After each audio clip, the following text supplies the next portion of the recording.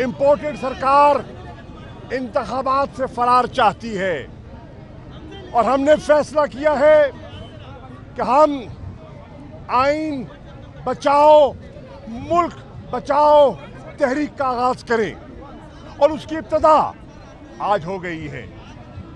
आइन हम इसलिए बचा रहे हैं कि एक तबका अपने इक़्तिदार को दवाम देने के लिए, अपने मकासद हासिल करने के लिए आइन को अपने पैरों तले रौंद रहा है।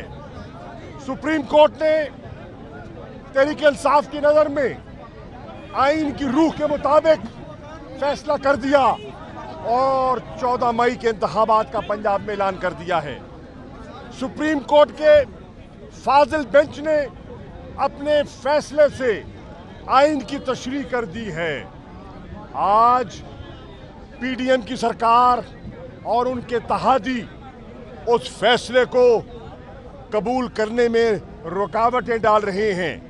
आज वो मुल्क को तकसीम कर रहे हैं और हम मुल्क को यकजा करने का अज़म लेकर मैदान में उतरे हैं।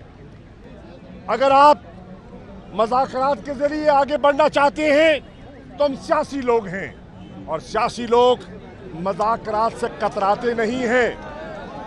जब इन्होंने ये सुप्रीम कोर्ट के रोस्ट्रम पर जाकर साद रफीक साहब ने, अयाज सादिक साहब ने, फारूक नायक साहब ने, कैरा साहब ने और दीगर पीडीएम और कोलिशन पार्टनर्स ने यके बाद दीगर चीफ जस्टिस को यह इशारा दिया कि मोहलत दी जाए, हम गुफ्तो शनीद से हम सियासी पॉलिटिकल कंसेंसस बनाने का हमें मौका दिया जाए।